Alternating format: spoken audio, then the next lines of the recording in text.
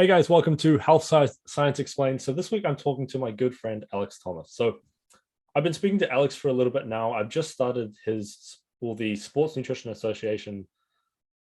What is the actual course called? It's called the Certificate in Applied Sports Nutrition.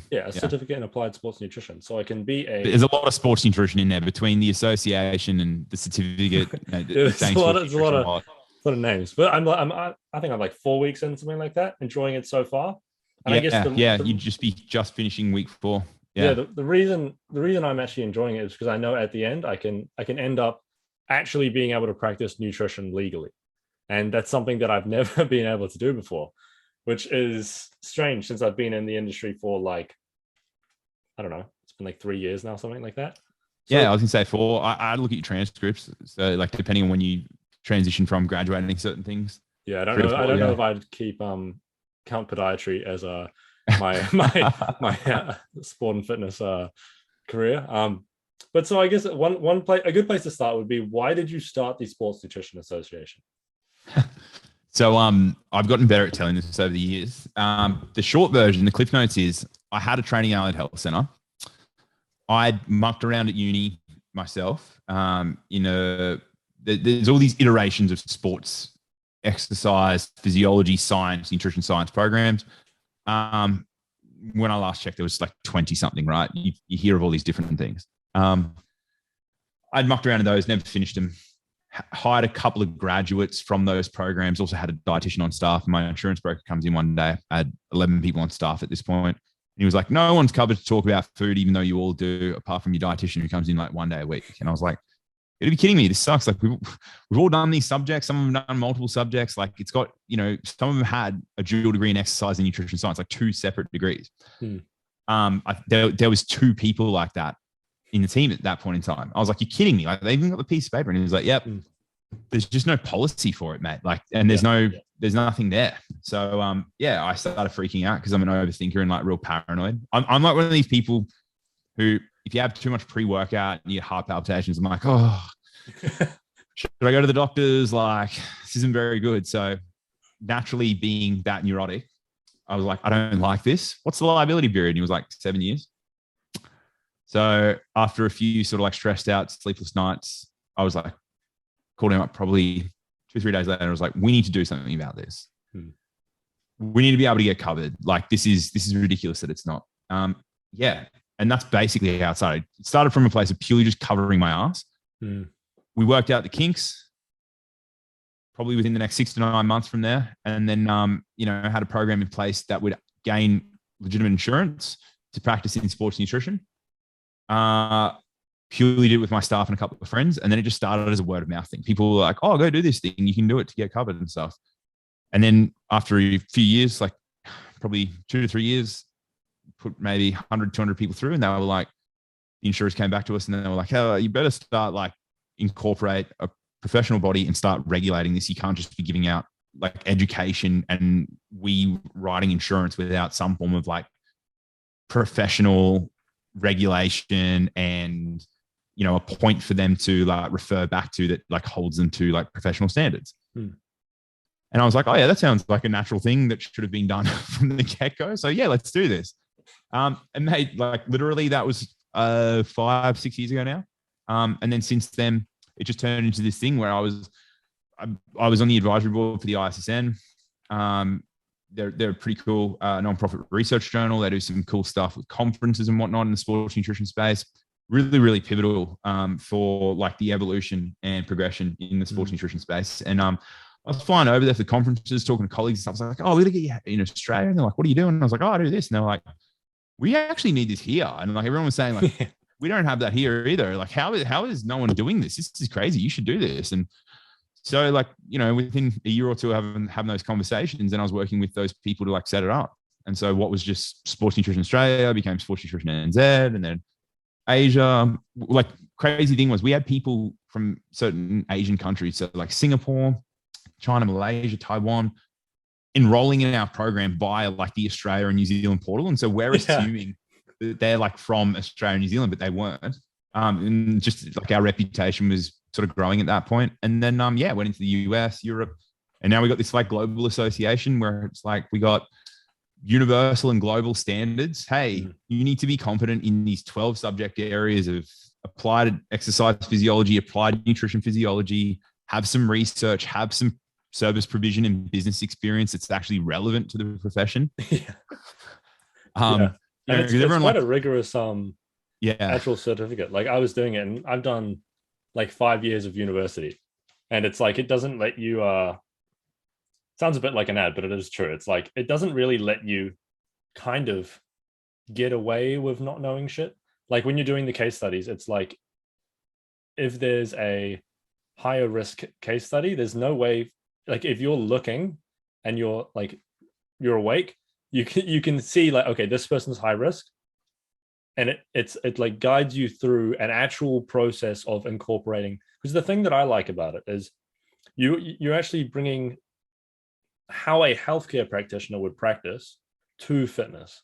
And for me, that's what's been lost for multiple years. Like if you look at the average personal trainer, when was the last time you heard of a personal trainer refer, and no hate to personal trainers, but like referring someone to a dietitian, referring someone to a GP, that kind of shit just doesn't happen. And it's not, you never see someone on like Instagram making an infographic being like, hey, when to refer. Like that barely ever happens in like the fitness space. And it's like those kind of things for me are pretty damn essential. Massively, man. Yeah. Why do you think like the neurotic mofo in me is like, how can you not refer? Like, why would you want that responsibility? Yeah. But like, I'm definitely wired differently to most people, and I accept that. Yeah. Yeah. I think, I don't know what it is with that part of it, because it's like, let's say you have someone with an eating disorder. Yeah. And you're like, bro, I got this. No, you don't got this. No. Like to me, I'm like, I don't know. Like I'm something like through this whole process and journey, and we've had conversations about this sort of away from it, right? And it was like, you're a little bit younger than me, but we've experienced it, right? We've done our studies, we've had exposure to undergrad. You're looking at postgrad pathways now. And I was on this like master's to PhD road, and I was like, I need to follow in the footsteps of the people who've gone before, the Lanes, the Erics, the Dr. Joes. How many PhDs does Dr. Joe Klemczewski have? Like 7 or something, right? So it's like, no, I need to do that. And it was like, you know what? You probably don't. No one's in this space talking about like rego and scope and talking about like the ramifications of it. So it's like, hey, if you're a good practitioner and this is your career, and you want to make it your career for like, let's say a solid 10, 15 years, which is a long time considering like how long people actually stay in an industry or career these days. Yeah. You can earn a really good living doing this. Now, if you do that, do you want to expose all your hard work to get through your initial startup and build up phase, and then earn a good living, provide for yourself, your family, your loved ones, and then for up to 7 years, have that exposed, and then know what like a claim looks like? Like I did a video a while back and it was like, here's what a claim looks like. It's like, you might save 25 grand a year for 5 years, it's 125 grand. Now, if you have a claim against you, most of them settle before they go to court because it's cheaper, between 50 to 100K. And so like, there's like half your savings. Now, if you choose to fight it and go to court, that's 300K. So no one wants to do that. No one from either side. Your insurance, that's like having a legitimate insurance policy that pays that non-disclosure settlement for you, where it's like, no parties admitting fault.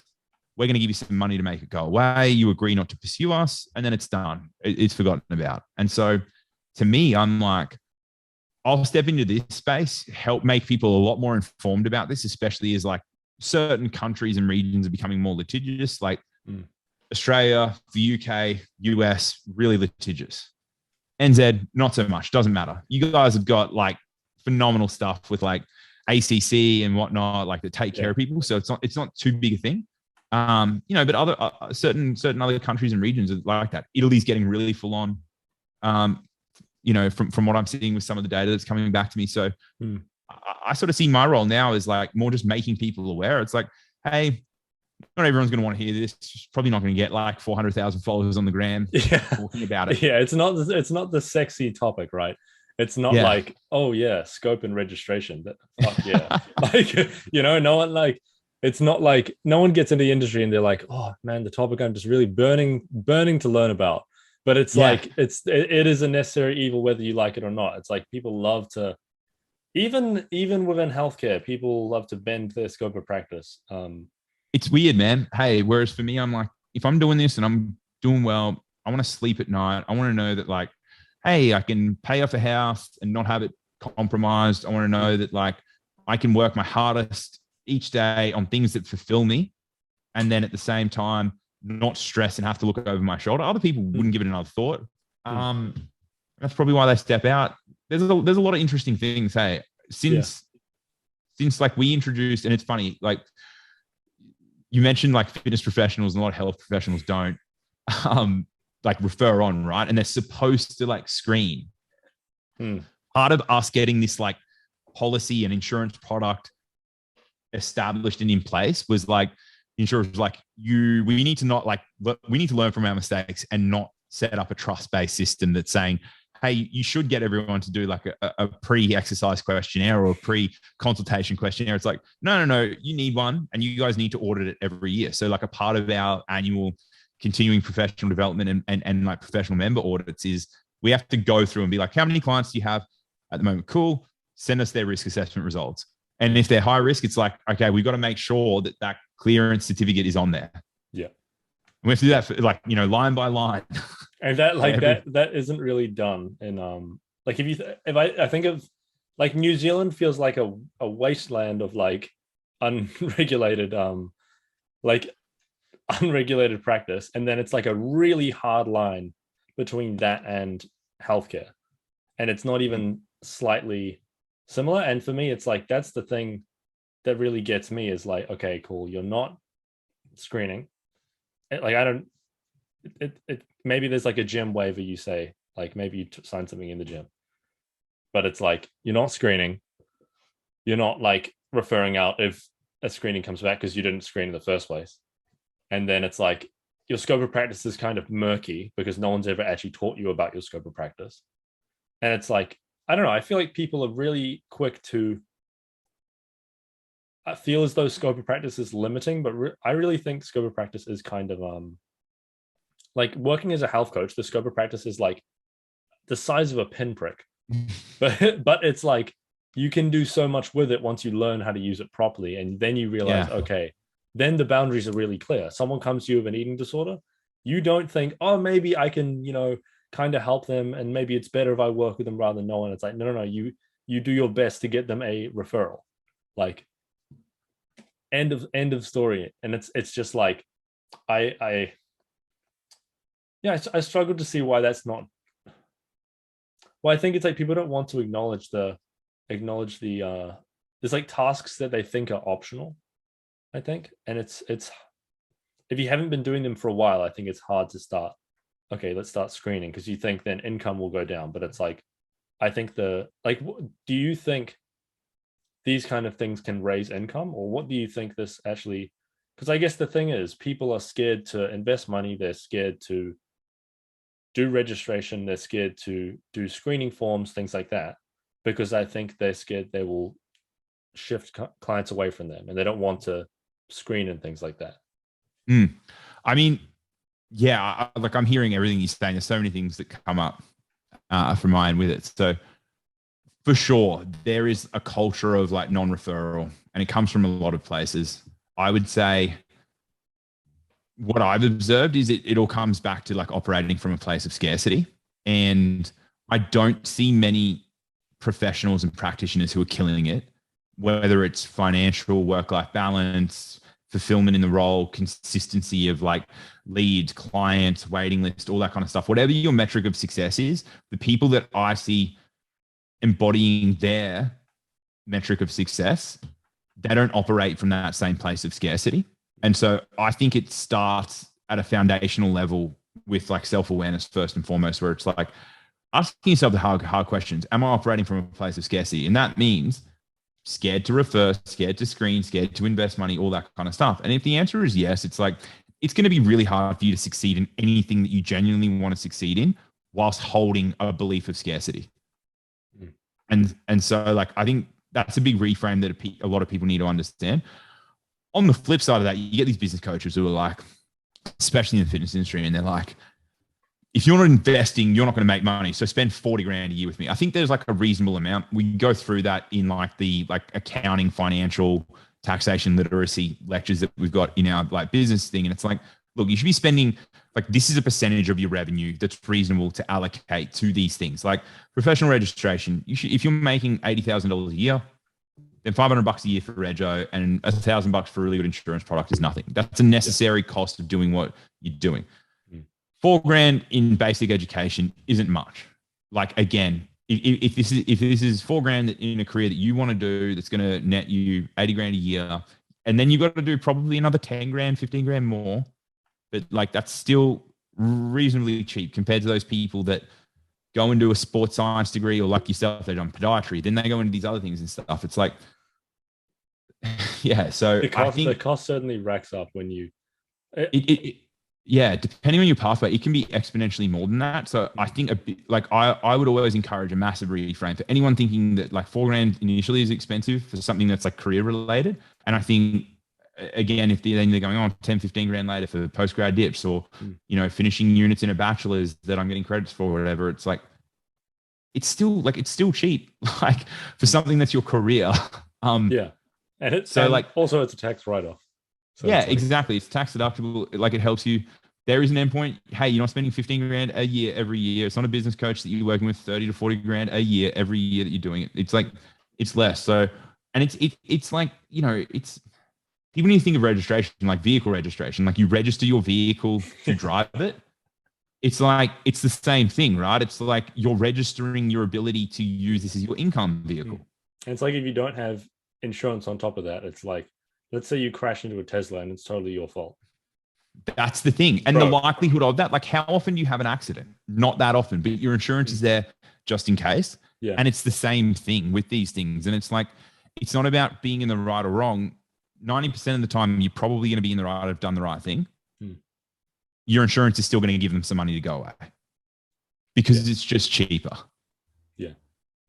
And so I think like going back to the other stuff, like referrals and stuff, it's all just like, they want to keep the client. They want to appear to be the expert. There's an inferiority complex associated with it.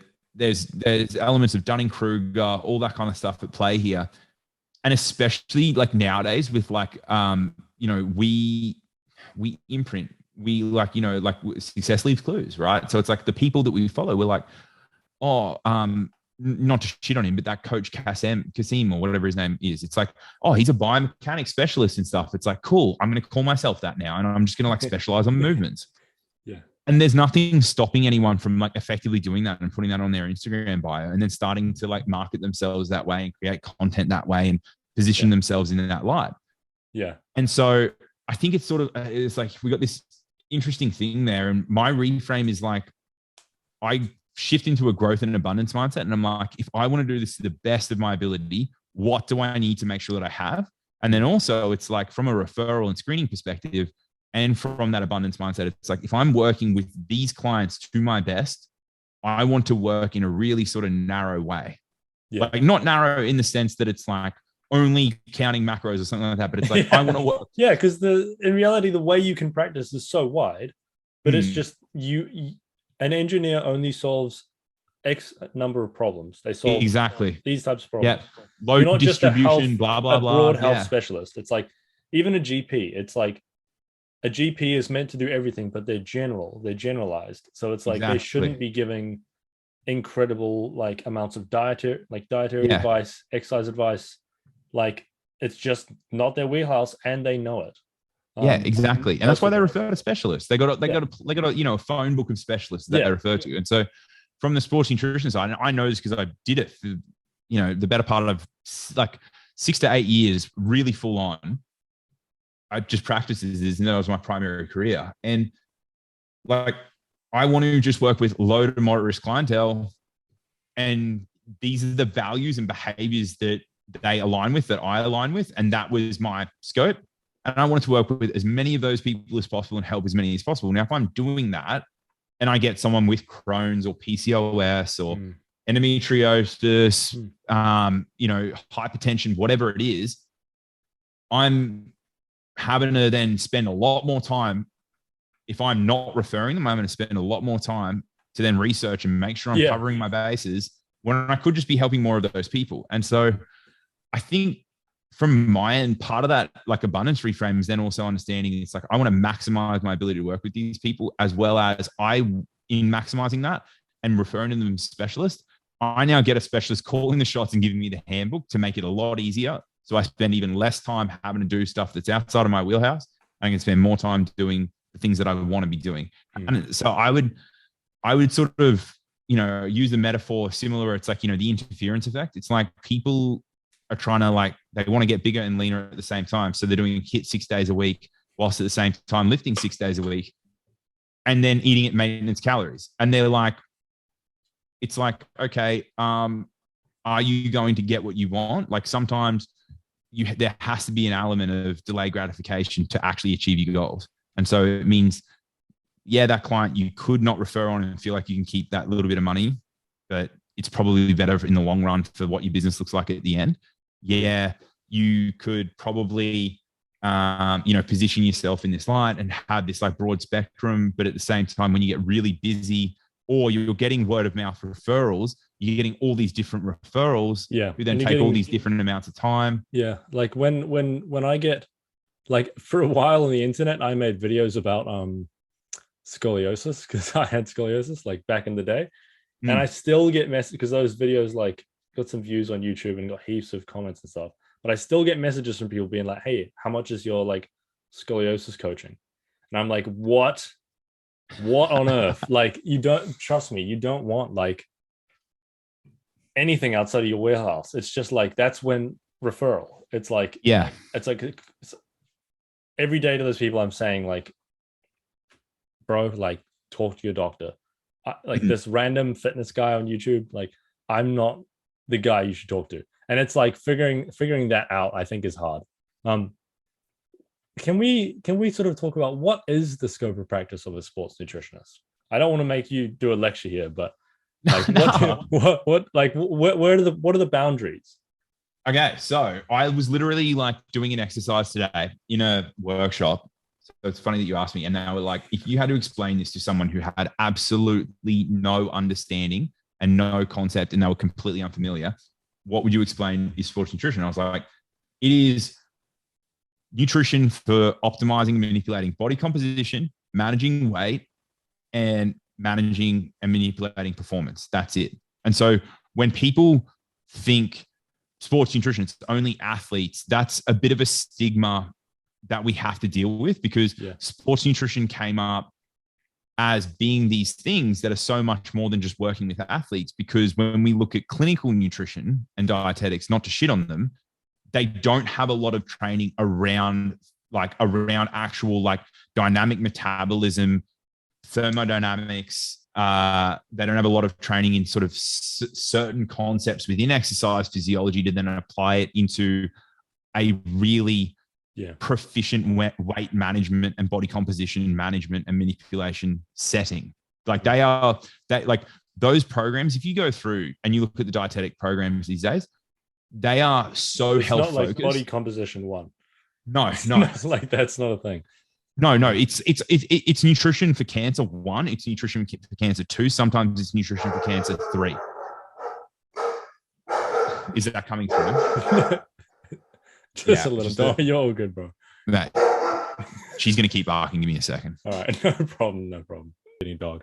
Yeah. So back to what I was saying, like they'll have that. There's like chronic disease, like prevention and management subjects, anywhere from 6 to 8 of those subjects. And there's a lot of public health interventions and improvement subjects as well. Plus a lot of in-depth like biochemistry of disease pathology and stuff as well. So like they are really phenomenal programs, but they are helping them specialize in an area. And I think this is something we've spoken about before. It's like, it's quite ironic and uncanny to me that sometimes when it's not for all, like I've got some amazing dietitian colleagues that I work with, but some grads come out and they're sort of like a bit snooty and they're like, oh yeah, I'm a dietitian, I'm better than a sports nutritionist or a nutritionist in these areas. And it's like, well, maybe a nutritionist with clinical health, but like if you're just a hospital dietitian, yeah, you're not going to be able to do better than a sports nutritionist, especially an openly accredited sports nutritionist in like performance, weight management, and body composition changes. And I think it's Like- I think it's like that's something that I didn't,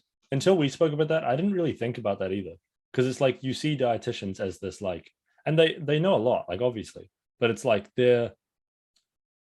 although it is within like probably within their scope of practice, it's not like you would think I need to, like, for instance, I had a patient at work who was an athlete, but he had an eating disorder. And so I was like, you should see a dietitian, but I'm not sending him to the dietitian for the sports performance. I'm sending him because he has an eating disorder. So exactly. It's like, but if he just wanted better nutrition advice, I'd be like, cool, where's the best nutrition person that I can get you? It doesn't have to be a dietitian. And because it's like in New Zealand, we don't, the GP doesn't say, yep, where's the nearest sports nutritionist? That's unfortunately not a thing yet. No, and it's not something that's like going to get referred out from a GP either. So like when we think about it, like it's interesting. People hit me up all the time. And they're like, oh, are we going to get health rebates? And I'm like, I don't think it's ever going to be something that's going to be health rebatable, at least in the next 5 to 10 years, because any health benefit that's derived from this service is indirect as a result of an intention to lose weight. Yeah. So it's not a consequence of seeing someone for this service to treat a condition. It's like you might have diabetes, you might have heart disease, you might have a really obese BMI. And so your specialist has said it's a good idea to lose weight. You're saying, hey, I want someone to look at this. I know this person, they've been referred to me, or I know this person, they've had great results. They're going to refer me to the person they see. That person's going to screen them, flag all these things. All right, I'm going to get in contact with your specialist. They're going to tell me what I need to be considerate of and mindful of. They're going to call the shots with all the things that relate to your nutrition with these conditions. I'm just going to handle the weight management side of things. We're going to get your weight down. Yeah. Now their health's going to improve because of the weight loss, but that sports nutritionist isn't treating those other conditions. No, it's like that's not like they're treating their diabetes. It's like that's a very, very different thing. Like exactly. I think I told you about this last week. I won't say. Oh yeah. But it's like I ran into a health practitioner who was talking to one of my patients and telling them, who has no medicine scope, who was telling them not to take medication. And it's like it's the same problem where they're now thinking that's their wheelhouse, where it's like, no, like you can play, like this health practitioner does have scope in treating diabetes, but not in medication for treating diabetes. And it's like that line needs to be so damn clear. And it's not like sports nutritionists are going around saying, yep, you have celiacs, cool, I got you. Like, no, like that's not the move it on, man. It's just, and also it's like the thing is like, even though you can't, guess what 99% of people want when they're talking to someone about their food? Yeah. They want to change how they look. Yeah. Yeah. They're like, and the thing is like, I forget the statistics as well, but I'm pretty sure that there's something like 30% of the population in Australia, like alone, right, have some form of like chronic disease that they're managing. Yeah. And contraindication, right? It's like extremely high. What's that? Like 8 million people? There's in Australia, we've got 8,000 dietitians. Like, even if they're just so having people to work with for like body composition, weight management, and performance is not going to cut the grass of the dietitians either. Yeah. And I don't think they need like to worry about. I don't think they should be worrying about that either, because every time I talk about a dietitian within like, so for listeners' context, I work at like a healthcare center. And every time I talk to a GP about trying to get someone to a dietitian, they're like, not going to happen, mate. Like no one's like, they've got heaps of slots available. Like, no, it's the exact opposite. They're like starved for time. Yeah. It's funny. In Australia, there's a bit of a subculture with new grads that are like, they get a bit jaded by people doing well who are other like registered. So whether they could be a clinical nutritionist and registered as clinical nutritionist or accredited sports nutritionist, they get a little bit jaded. And it's like, I get it. Your program required a better marks. It was harder to get into, and you've done the work. And that's why we're now getting a lot of dietetic students coming in. And my recommendation to them is like, they think that there's like a huge amount of employment in Australia. It's the same thing in like a lot of countries, like UK countries, US countries as well. There is employment opportunities. However, the opportunities tend to only be in hospitals, and there's only so many people who can get those jobs. And it's the same for like, if you want to be the sports dietitian of a team, you want to be, the LA Rams just won the Super Bowl, right? Like, you want to be that performance dietitian. Guess how many other people are going for that job? I don't know, like 20,000 people. And it becomes less about what you know and more about who you know and how connected you are and all that stuff. And so there are jobs, but the majority of work is in the private practice sector, which means you have to be able to generate clients, generate referrals, get your clients buying in, get your clients referring, getting them staying on long term. These things are all skills, right? And so my advice now for the student dietitians is, because a lot of them are sort of seeing this and they're becoming aware, and they're also starting to practice and being like, oh, I'm a student dietitian, but then they get no cover. Like, there's no such thing. There's no insurance product or anything. And I'm like, guys, come in, we'll credit you what you've done, fill the subjects in between, but get those reps in, because yes, you definitely should be getting these reps in, because if you want to succeed post-grad, it's going to be like the majority of the work's going to be in private practice, and you need to be good at these things. So if you can come out with a client list with those skills and tools really sharp and refined, then you're going to guarantee yourself a really good transition. The stat in Australia at the moment is, I think it's something like 70 to 80% of first year grads fail in dietetics, which is like pretty crazy. And fitness is 60% every 6 months. In podiatry, it's like 60% or something. Like, I mean, I'm part of the 60%, so it's like, yeah, but you pivoted. I wouldn't call that. I wouldn't call that like failing. I wouldn't feel like, I don't feel like I failed. I feel like I knew halfway through the degree, I was like, I'm out. Yeah. So I would say, like, if you can get your feet wet, get your reps in these areas, you're going to set yourself up better. So, and it's so important to do that, because like, if you don't have experience seeing, like, you look at someone's, like, I can now look at my clients' weight loss trends, and you can almost predict kind of what's going to happen. And you just see the same scenarios play out again and again and again. And it's very, you really do need to see that again and again and again. Whether it's like they accidentally have a big weekend and they have 4,000 calories per day on the weekend, or then they try and restrict afterwards, and it's like, or maybe whatever they do, and it's like, you see these trends. Or maybe there's someone who goes down really, really steadily, and then it just stops, and it's like, okay, cool. Well, like, they're trying to gain, and they hit a body weight, and they just plateau.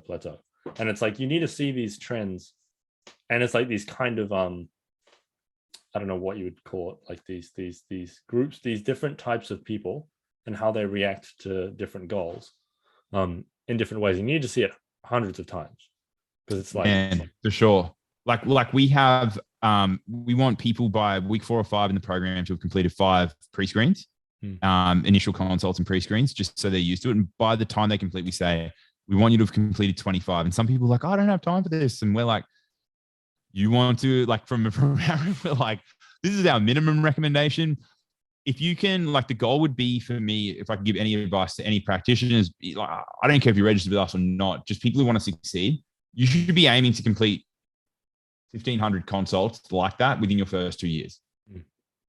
If you can get through that, you're going to be in a good position. Then from that point, then you need to get exposure and experience in a lot of other fields, like in a lot of other areas in client settings. I know we've had conversations, like, even with where you're at now, it is what you're doing. It's by design to get those reps in, for either like approaching it in an abundance, delay gratification manner, to get the reps in that's going to serve you so much better later in your career. Like, the amount of like, for me at work, right, it's like, I'm back to back. I'm doing the first time I've ever met you in my life, and it's like, we're trying to figure out, have that conversation for 30 minutes, and then 10 minutes later you see another person, and it's like that amount of reps, it cannot be traded for anything. It's like the amount that you learn by seeing, like, it's like, I this is the first time in my career where I've been exposed to, like, pretty much every demographic. There's nothing that's off limits, but I see the same kind of patterns come up again and again.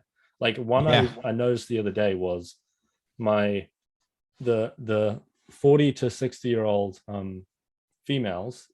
So, like, I reckon, I don't know what percentage of the time, but their crux seems to be wine and cheese.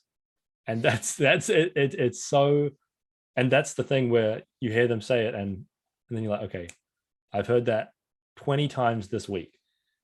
And it's like, that kind of, maybe it's the like, I'm practicing in quite an affluent place, maybe that plays into it, but it is interesting that becomes the thing for them. And it's like these kind of trends, you begin to see them again and again and again. Even how, like, when they're like aware of what they like want to do, they step into a place of like empowered choice, they're in agreement with it.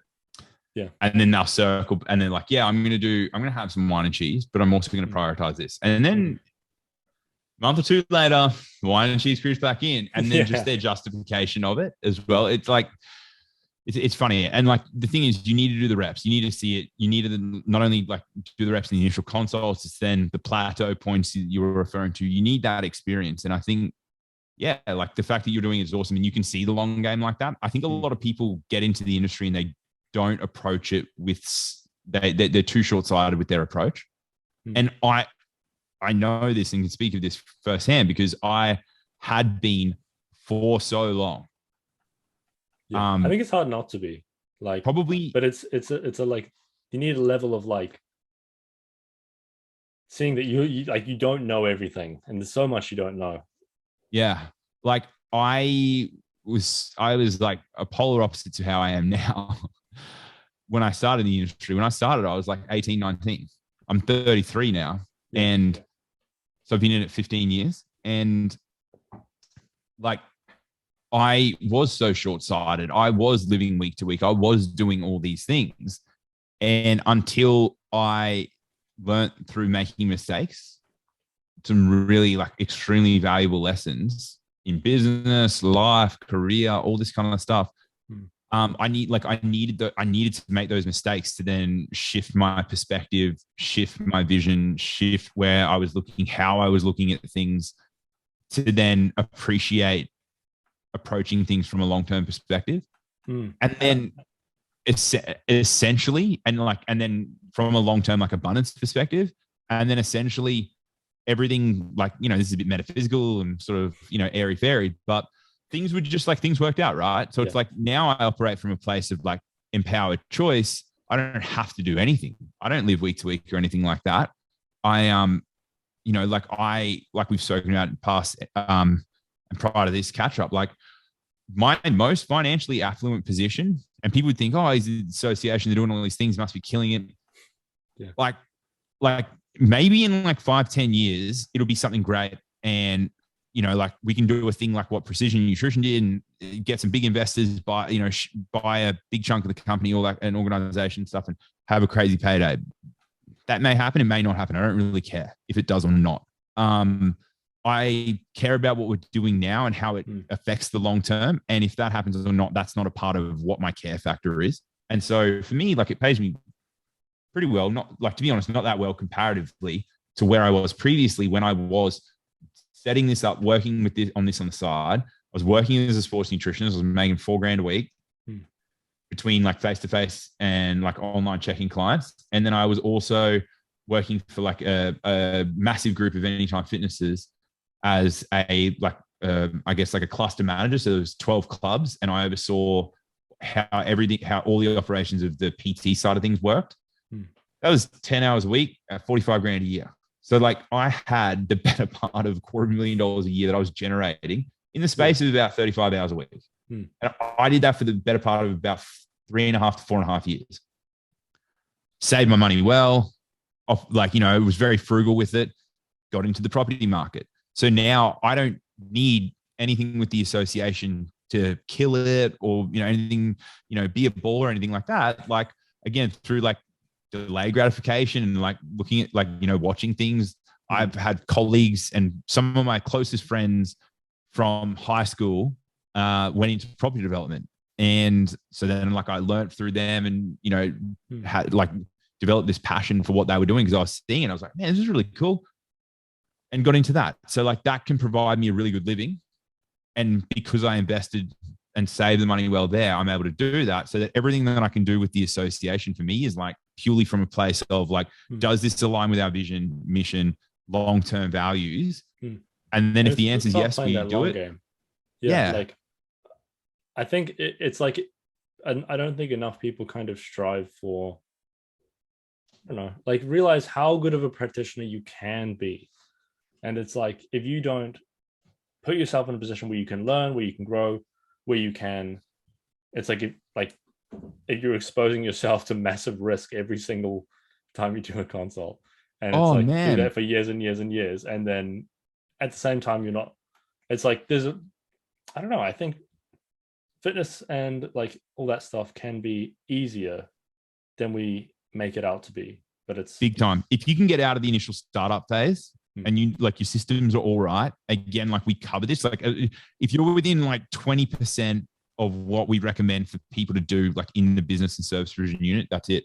And like from my perspective, like my big value for everyone coming through is, and like, you know, like I did well for me, and I didn't know many people doing much better than me. But now some of our members, just solo operated members, are doing so much better than I ever did. Like they're doing like, we did this internal member survey, and someone nominated, and this was just for single service providers.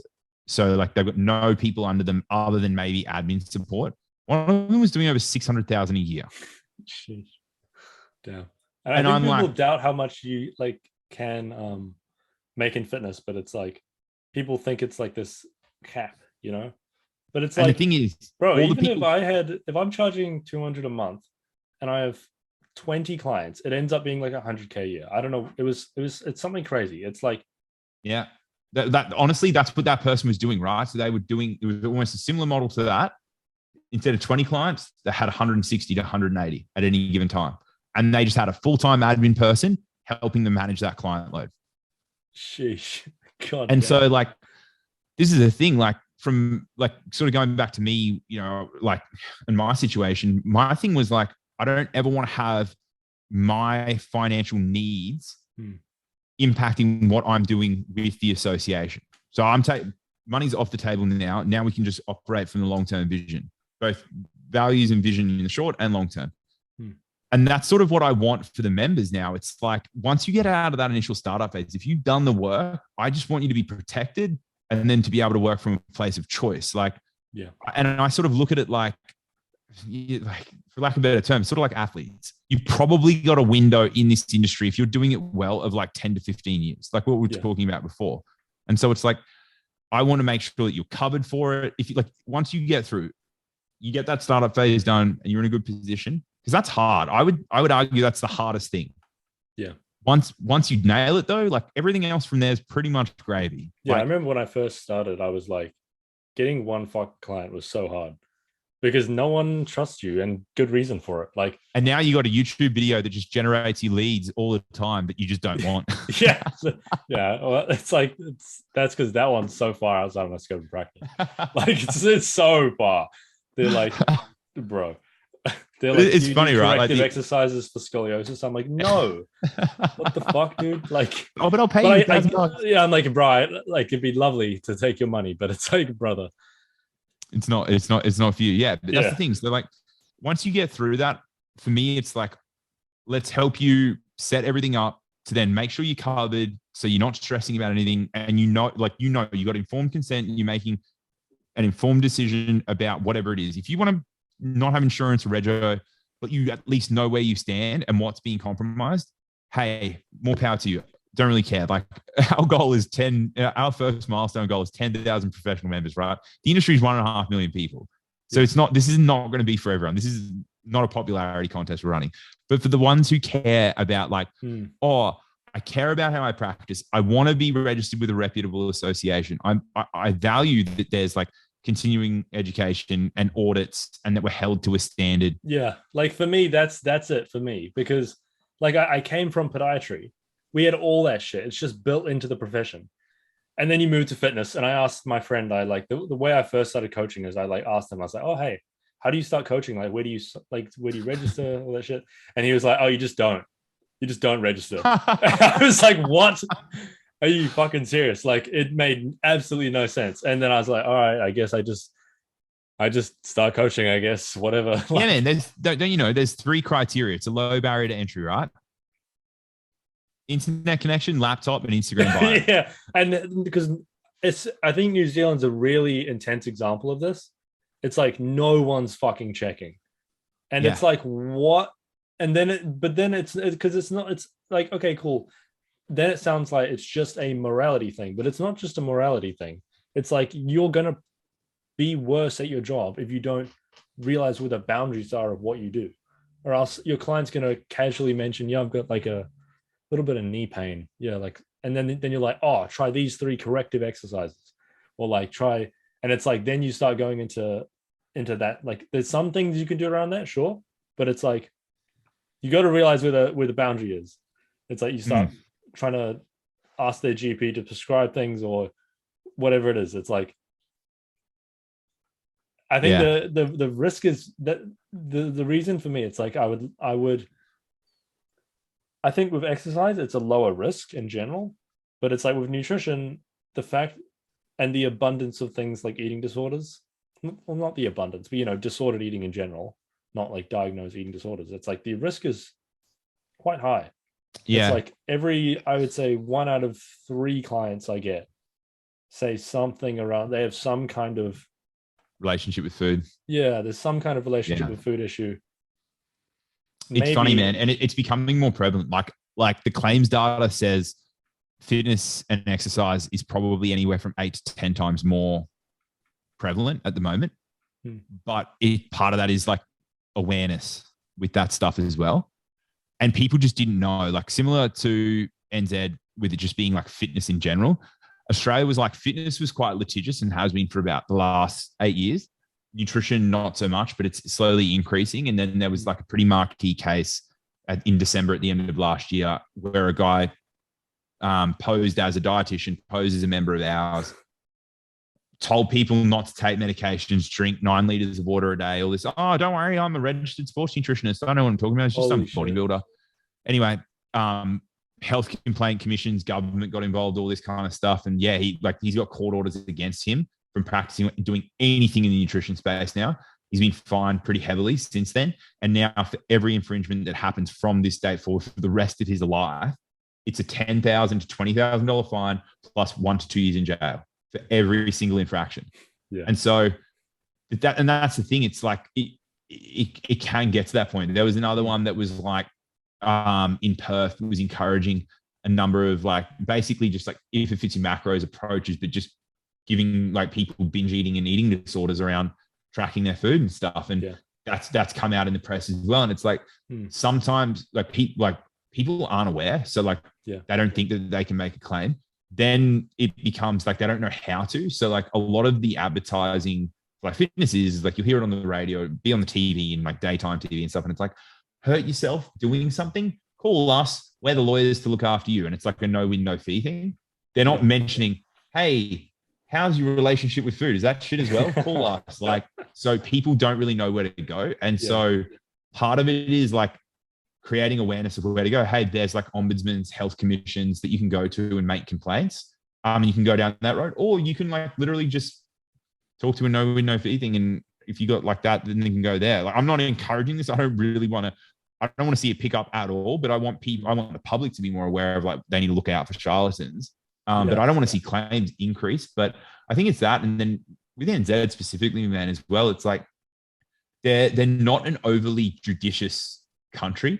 Yeah. And so, and like government is like lawless. Government does its thing, but it's like, you know what I mean? It's like it's not heavily it's especially regulated. In fitness, there's no second thought. Yeah. So like they don't want to employ people to like be like effectively like fact checkers of like what people are saying online and how they're behaving online. That like we don't have that with Australia anyway, or in the US anyway. So like, yeah. And I just think as that risk increases, it's not just because I think the example you gave is a really good example. But I think one thing to note is it's not just the like crazy people who do stupid shit with their clients. It's also just like if you're just unaware that you're practicing. So much of it is like unintended, like unintentional, well-intended ignorance, where it's like say, you're just naive. You're not aware. Yeah. Like think about the most hardcore bodybuilding circles. Then you go and apply that like mentality or approach to the average person. that's not a good idea. And it's like taking that kind of like you just can't. Dogmatic. This is not translatable. If I took the average, like, no hate to bodybuilders and stereotyping, but like you take the average, bro, IFBB pro, and the just whatever the classic bad coaches or whoever, no hate. And then if I took what they try and prescribe people and gave it to my patients at work, I would have a like lawsuit. Like it would be like anarchy. People would be like knocking on my door being like, yo, you've had 15 complaints this week. The fuck are you doing? Yeah, but it's just pretty much when no one else is there to tell that client like, hey, and it's like these things don't, these issues don't come up immediately. Like I had a client, this isn't that severe, but I had a client referred to me who had seen someone and they were prescribed on one day 10 sets of 10 on leg press, and I was like, what the fuck? Like, and it's the first program ever. I was like, and then it's like, that's not 8-day DOMs. You're not going to be able to recover from the DOMs by the next session. And I was like, it's not like that next week is gonna, and it's not like that is that severe, but it's just a kind of micro example of these kind of things add up. That's just one thing I noticed. I didn't actually. So the client showed me the full program, and I just looked at that part and I was like, okay, just on that alone, you can kind of see like the fuck is going on. And then from there, it's like those kinds of things don't catch up with you at the start, but then like that person was a bodybuilding coach, for example, and it's like, okay, you need more. Do you apply that to your normal clients? And then it's like there's no kind of. That's why I think scope of practice is so damn important, because for you guys, it's like you say, if you want to prep bodybuilding clients, that's a different, like that's, if you're going to take someone to 4% body fat or whatever it is, however low you can try and actually get someone, it's like, that's, you need to be very, very careful. And yeah, it's funny. And like, there's so many considerations for that. Same thing with like weight cutting.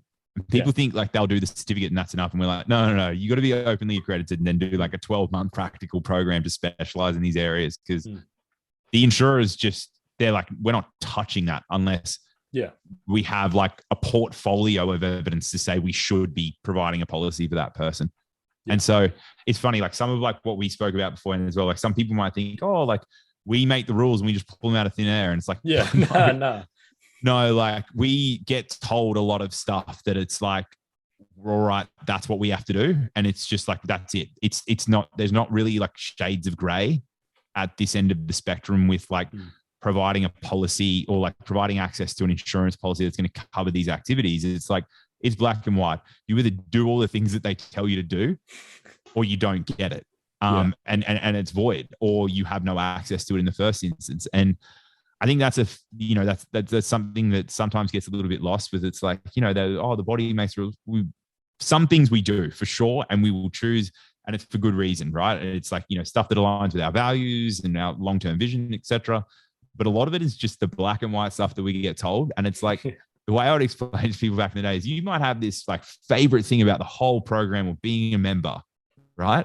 And if the insurers tell us that we have to cut it the next year, guess what? We're cutting it. Like, they control like every aspect of it. We are just facilitating how people get access to a product that then covers them for those services that you're rendering for your career.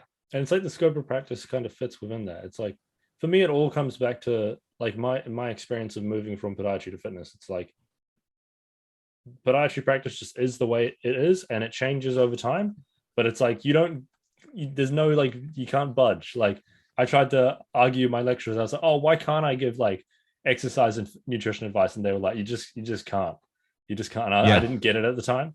I was like 19 arguing about like. Yeah, man. I was the same when I was younger. I fully pushed the envelope, and I can like, I might seem like to some people it's funny, like Mackenzie, you guys have done podcasts and stuff and we all get along. He used to think of me as like the scope police. But it's like important. It's like, it's like, dude, I've broken every rule. Like when I was young, like think of it. How this started was I was told you're not covered to be doing what you're doing. And I had a whole business with other staff doing it. Like, so like if anyone, like I understand, right? Like that's the whole thing. It's like but I was like, wow, how is this a thing? All right, let's do something about it, because this should not be a thing. Yeah. That's the whole reason that like we're here, right? It's because like I feel like nutrition and fitness just hasn't been, I don't know, treated. I don't know. Like I always, whenever I think of this idea, it's like I always think of they, whoever they is, like whether it's the government or whatever. But it's like, people. Yeah, it's just not held to the same standard as healthcare, and there's downsides to that people just people just I don't know if they ignore, or because patients and clients don't care because they don't know. So it's like they think they're buying the same quality of service, but it's like, no, you're not. And that's the thing right now. There's a difference between, and there's a big gap between how the government approaches it with its bureaucracy and governments, and their understanding of how they approach things. And right now they're not in tune with how the market interacts with those things. Yeah. And so it's like the market ultimately decides. The government's there to support the market and support their best interest in their health. And right now, where the gap is like they're not seeing that the market are just like, oh, that person's in shape. They've got a good Insta page, or like, I like their TikTok. I'm going to pay them for all this stuff and send them some money. Yeah. The government are like, oh, you should be doing this. And because we say that you should be doing this, you should be listening to us. And it's like, cool, they should, but that's not what they are doing. And that's not where their attention is. And that's not where their attention is going. Yeah. Yeah. It's like idealistic. It's like, ideally, that would be great. But it's like, okay, that's just simply not how it works. Yeah. And like the irony is we're saying, oh, people should have scope. And like we're going, like we're sort of going up against that because the majority of the market aren't doing that. But like, I think from my end and from our end is like, we'd like to, believe in the best in people and think that there are a group of people within the 1.5 million people in the industry. There's a group of 10 to 20,000 people that like align with these values and share the values. And if you don't, it's cool. But there's, we're hoping, fingers crossed, that there are, and it starts to grow. Yeah. Like I think, and I think one thing I wanted to mention is like, I think this like disconnect between the standards that health is held to and the standards that fitness and nutritionists are held to. It's like in my thesis that was demonstrated because the population that I investigated like this. So I did a scoping review. We returned like 20 something studies were included, I believe. 19. Well, so it's like we're investigating how much research has been done on the effectiveness of weight loss. And I selected for a group that had way less likely to have chronic conditions. So they were less diseased parts of the population. And we found one study on nutritionists, like 2, I think, on personal trainers and 19 on dietitians. And it's like the goal was weight loss. It wasn't obese populations. Like it was of any BMI. Like we did have that criteria, but it wasn't like the average study was not 40 BMI. The average study was like 30 or like 30, which something. Is not like that's overweight, but it's not bad by any means. You see the average person. I think people think like obese classification looks. No, crazy. Run your BMI. If you think BMI, also if you think BMI is a bad measure, it's not. No. As a 33-year-old with a horribly screwed right knee, it is a very and like family history of heart disease. It's a very good measure for like longevity.